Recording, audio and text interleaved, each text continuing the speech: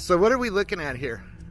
So we're at a 25,000 square foot soundstage down in Manhattan Beach. It's Intel Studios.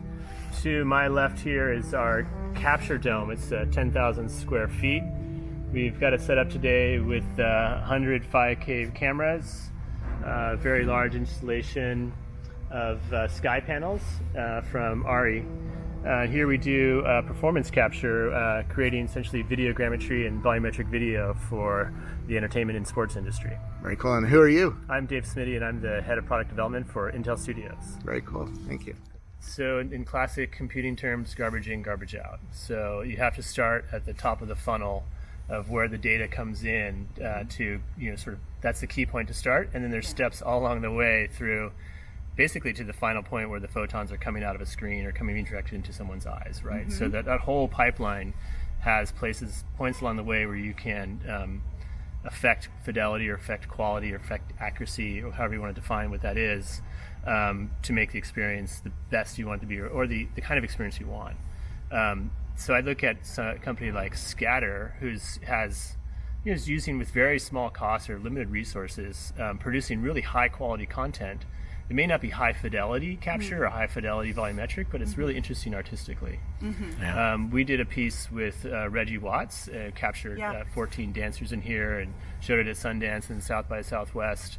And it's not photorealistic capture, but there's really interesting work you can do as an artist working with the point cloud data and shaders and so forth, development tools that we've created to make something that's artistically compelling. And we've talked with a number of companies out there, and there's this sort of, is photorealism the destination that we're all trying to get to? That's a question I have, Yeah, or is it really creating, art or entertainment or content that's compelling to an end user? And there's great content that's low fidelity, even the 2D world, that has an emotional resonance for people. And I think we're really trying to service folks that want to create emotional resonance, or create great stories, or create great art, and understand that there are traits and characteristics of the format of volumetric that you can work with as a creative tool.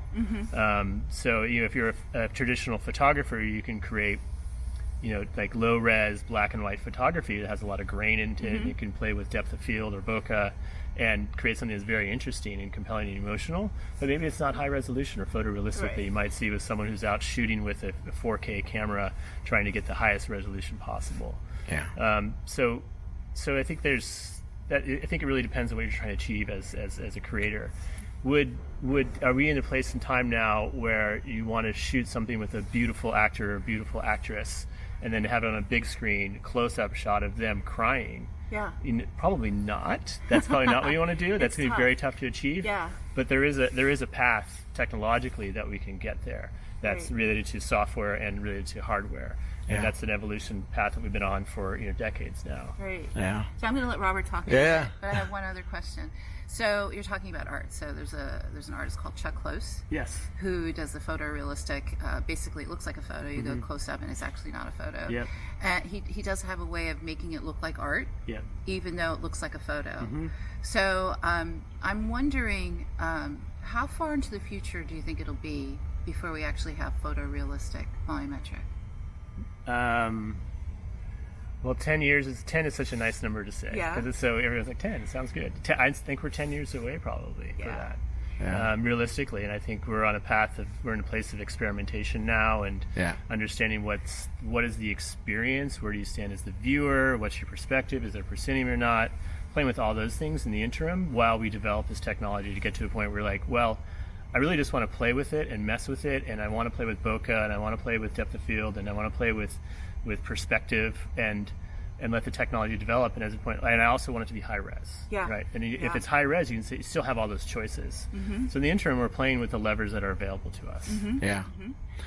It's interesting being here. I mean, we're here in front of one of the largest volumetric movies, TV, media sound stages. What do you call this place? Well, this is a sound stage, and this is a capture dome, essentially, right? So But I mean, it's a place for, ideally, it's a place where storytellers and creators want to come to play with this new media. Yeah.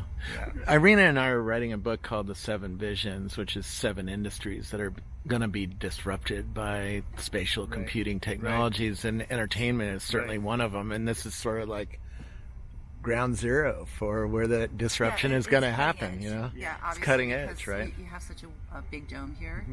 So I can imagine movie producers coming here and wanting to have something up there, that and then people below here. So you actually have a set that you capture the whole scene, which you can't do in a smaller scale kind of a green, in a dome. So this is very special, and you're saying that you think it's probably the largest one.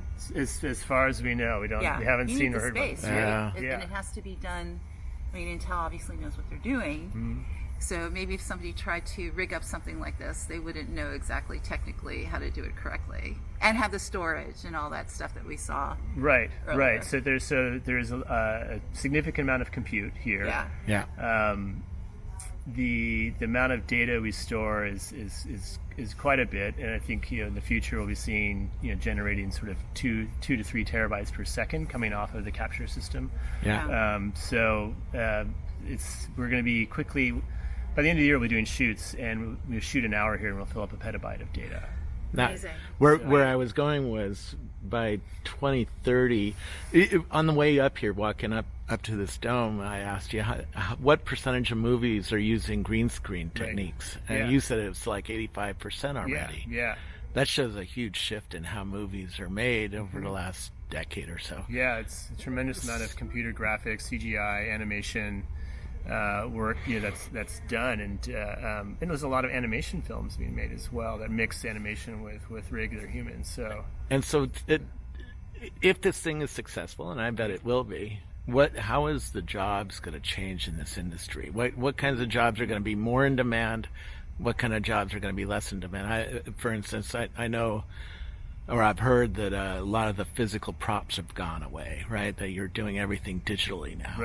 So now a guy who used to manage that inventory of physical props doesn't have his job or her job anymore, right?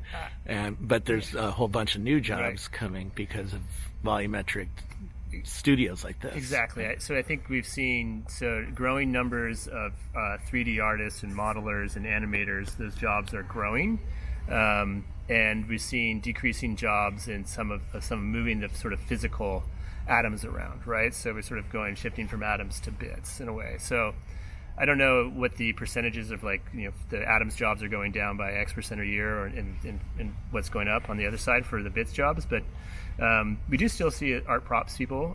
We in the digital world in green screen, you're still putting out set pieces there that they're interacting with, but all the backgrounds in the environment will be CGI, and they'll integrate seamlessly with the physical props that are out there.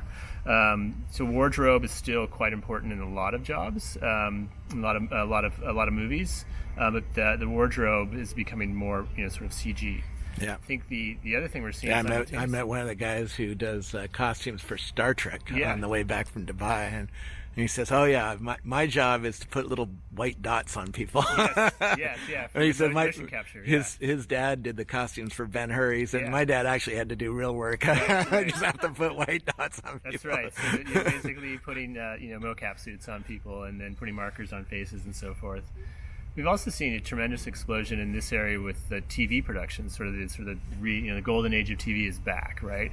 In a lot of ways, and those productions on many levels are as high quality as you would see and have seen in cinema in the last 20 years or 30 years. But there still is a lot of work that's moving atoms around in the TV space. I think the areas that where it sort of gets really interesting is where we start to integrate artificial intelligence in with how we create the end assets and end materials. Like Magic Leap has mica that they're showing off, right? A virtual being, polygon based instead of physical bits like you are. It's a polygon based being that's going to talk to us and interact with us and hand us things in movies and stuff like that. And be an assistant and someone who's there to sort of make our life better, right? I think that's the best vision we have. Or just entertain us, Fable Labs is building Lucy, right? I mean, there's a whole bunch of people who are trying to crack this. Artie is doing different things, right? And so we've experimented with AI here for things like style transfer. We have digital assets that we've created. There's point cloud data, and we can style that with different techniques. So shaders, for example. So we'll take as input various images or kinds of artistic materials, and use a neural network that has sort of different human in the middle levers that we can adjust to apply that style. So we're thinking of how do we get artists to be the human in the loop, the artist in the loop with artificial intelligence and the captured assets that we create here to sort of have the character and the scene represent what's going on with their internal world, and have that representation determined by the sort of partnership between the machine and the artist. And that's doing research on that inside of the company and in concert with what we're doing here. We do capture for what we want. Part of the goal of what we do here is we want to represent the human performance. And so we're interested in not just people having dialogue around a table as part of a narrative experience, but also people moving through space. So dance, performing arts, sports, and capturing that and then representing that in a 3D way that looks like it's authentic. It actually happened. It wasn't built up from the ground with animators, which can take a lot of time and can be very expensive.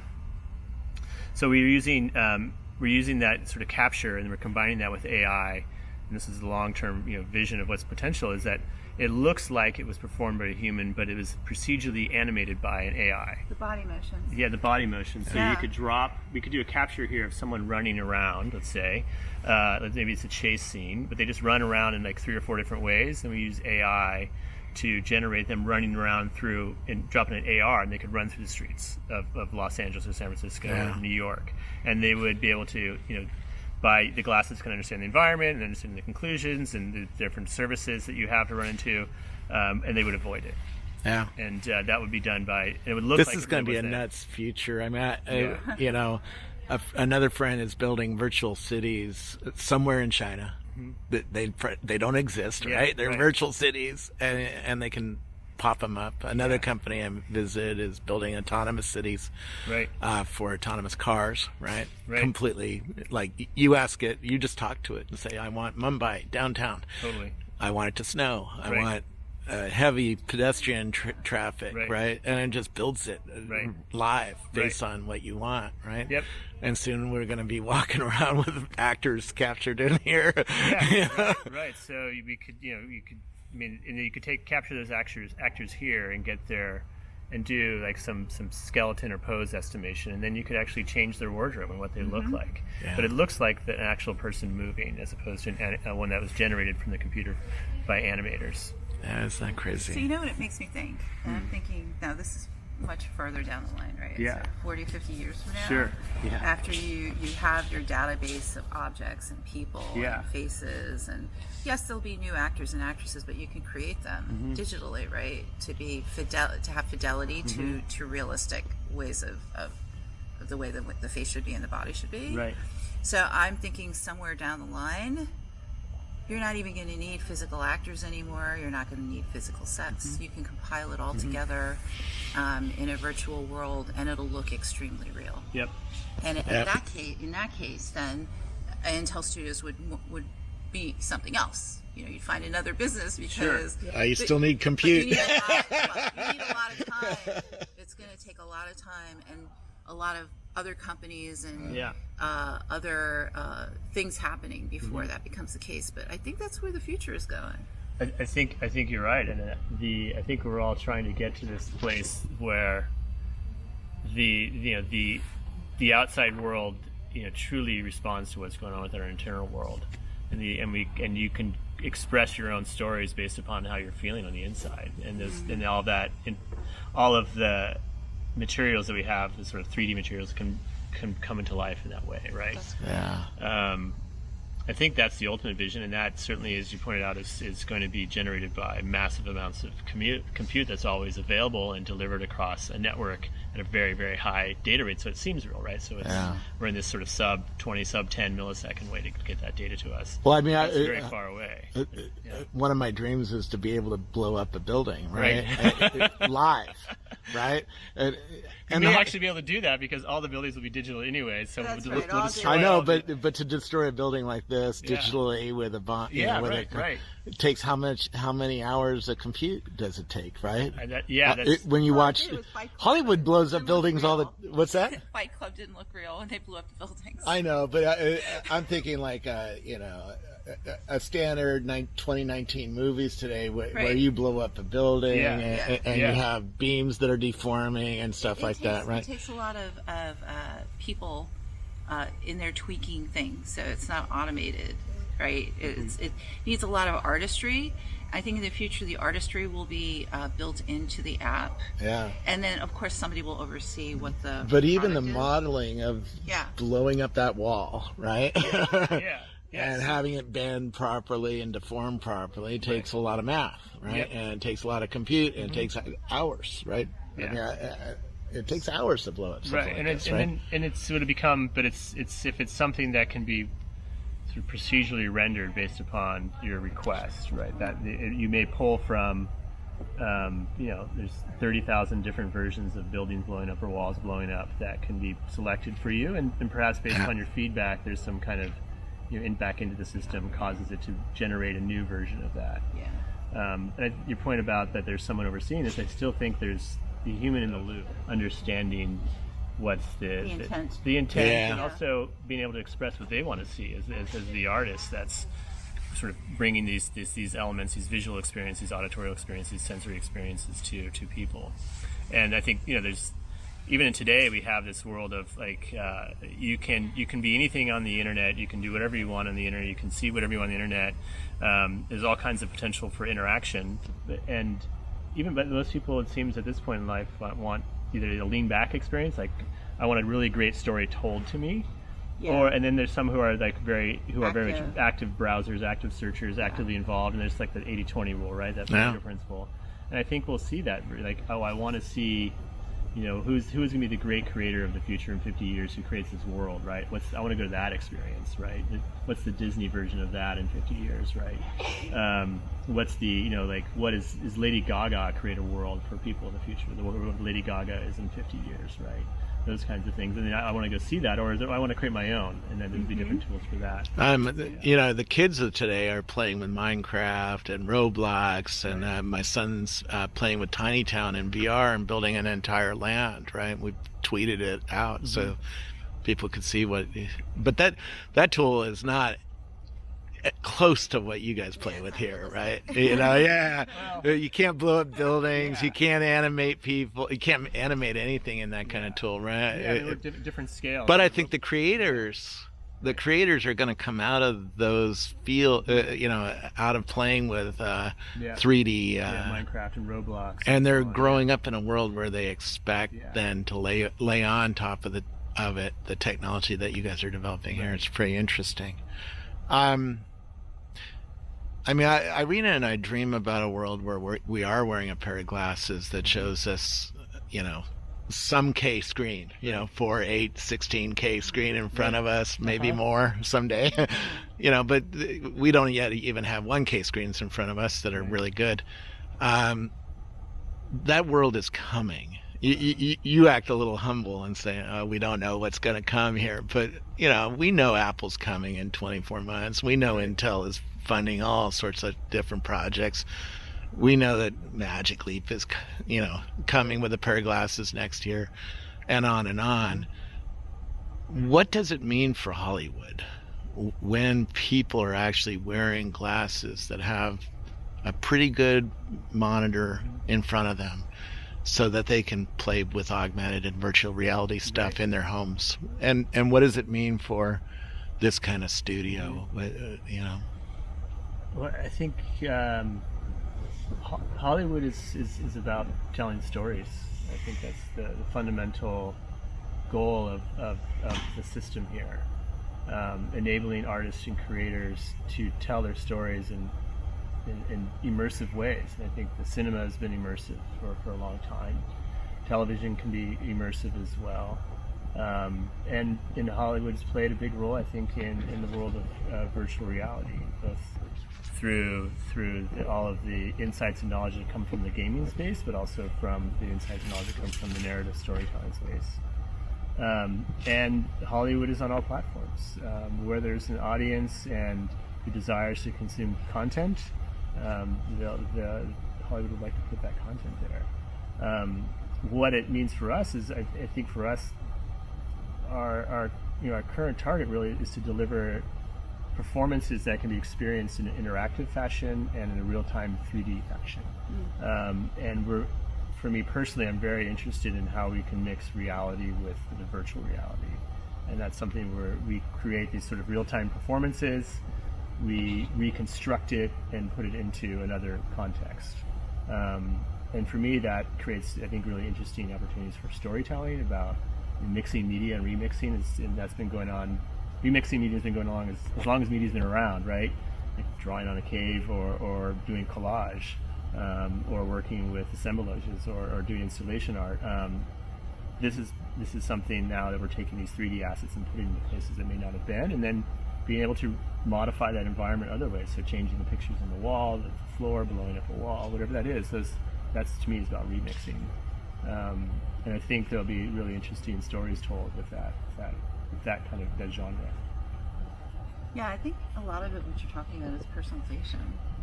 So get to the point where you create your own story. Yeah, I love that. Yeah, I mean, a lot of it is ready-made, or it could be done on the spot, but in a brilliant way, not in a badly animated way. And once you get that, you have people that there will be master storytellers that didn't even realize that they could be master storytellers, but now they have the capability of showing that. Right. Or people read a little script on their phone, do a little bit, and all of a sudden they're in a movie. Right. It's much easier to have. And Greenberg talks about that all the time, right? Yeah, absolutely. I mean, because the cost and the technology and all that kind of stuff for many years, people are used to ingesting that from a screen and being passive. But once they can become active doing that, I just the imagination is like amazing. Yeah. I love the personalization angle. I think that's been a big trend for computing as well over the last few decades, is getting down to sort of a one-to-one relationship with the user, giving them control and creative tools as well. And that's sort of like self-expression that we've seen in the last 15 years online. Sort of I think that's a really good point to think about. And I know that Hollywood's looking at ways to sort of bring the viewer into a more active participant as well. And we saw that with sort of recent productions where you sort of choose your own adventure, right? Bandersnatch. Yeah, Bandersnatch. Yeah. Right. So I think that's a really good case in point. And it's such a diversion from the lean back, tell me the story, and I'll just follow along to different paths to take. I think there's a lot of. I think that's a good thing. People want that. Yeah. I was just my mind was flashing to some of the magic that I saw at Stanford's VR lab. Jeremy Bellinson showed me the power of embodiment and the power of being immersed, and the empathy that you can come from being inside the head of a character, right? Or a person, or Chris Melk made me a bird, and I was instantly flying, right? The power of embodiment is something that Hollywood's going to play with for decades, I think, right? And so there's two paths we'll see this go down, I think. At least one is the power of embodiment and sort of becoming a part of the story, and then there's this how do we also create realistic experiences that enable people to have objectivity at the same time, so that they can experience something with some amount of objectivity. And I think there are lots of stories that there's some benefit to that, and there's this kind of cracks that open, and I think forces us to ask a lot of questions. The lights have arrived.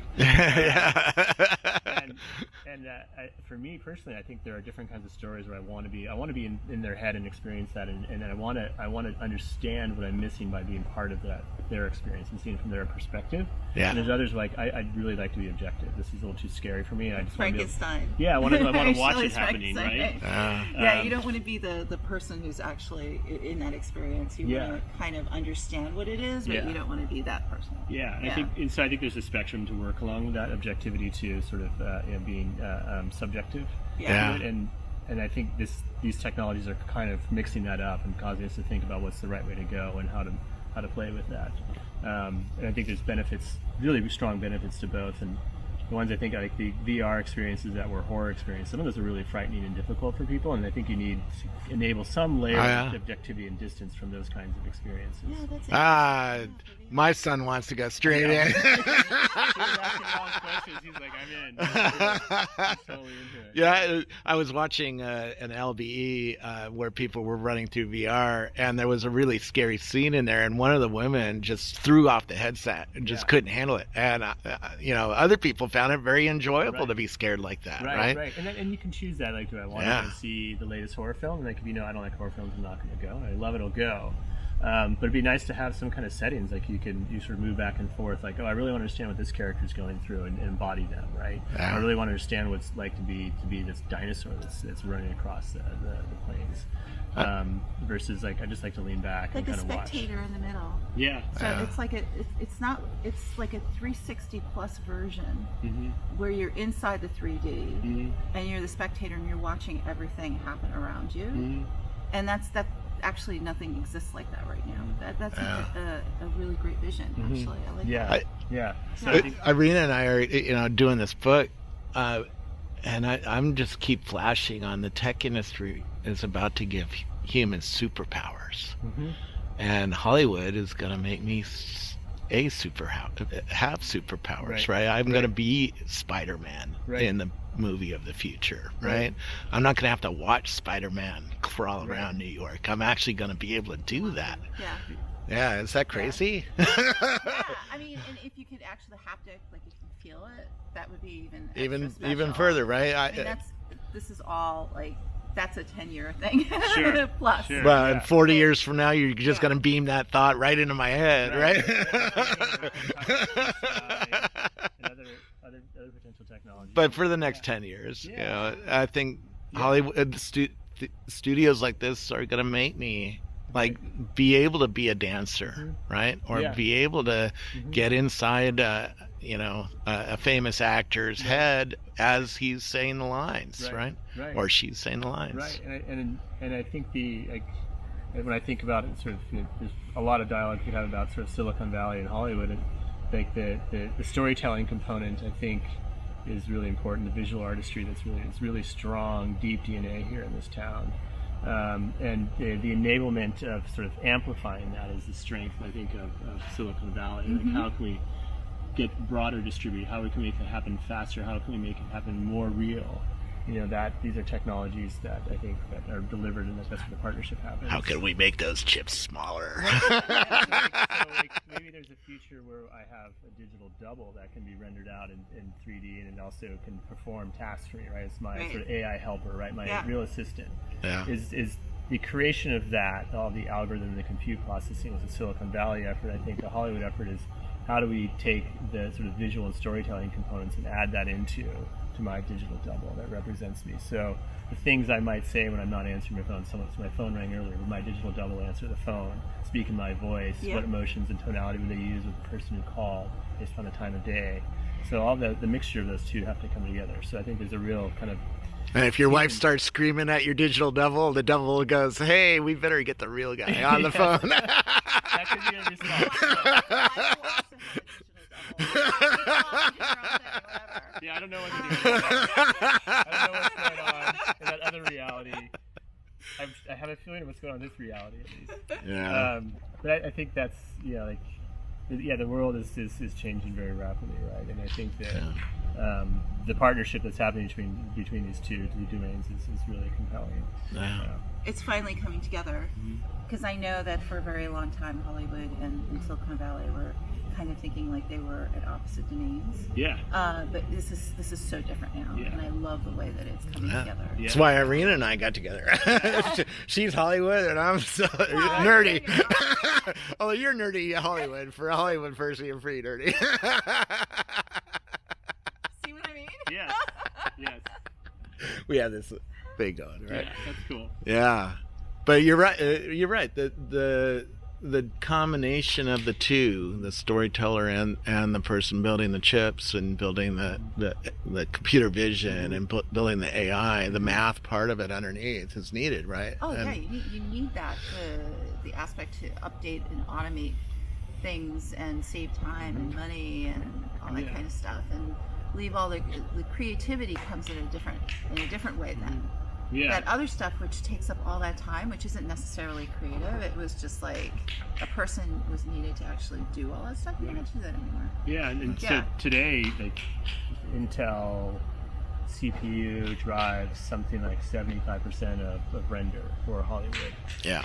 So amazing. And when you have and so there's always constant requests on how can you change your architecture, what's the roadmap, how can we produce movies not necessarily faster or not necessarily cheaper, although I'm sure those are requirements. The ones that are interesting, like you have animators that work on virtual consoles come in and they're in the flow and they got to have a render happen very quickly as they draw in and change a little part of the frame and renders out and they get the feedback. So how can that loop happen very quickly, and if there's slowdowns and they're in the flow, that they want the creative spark happening as much as possible and be always available when the creative spark is in place.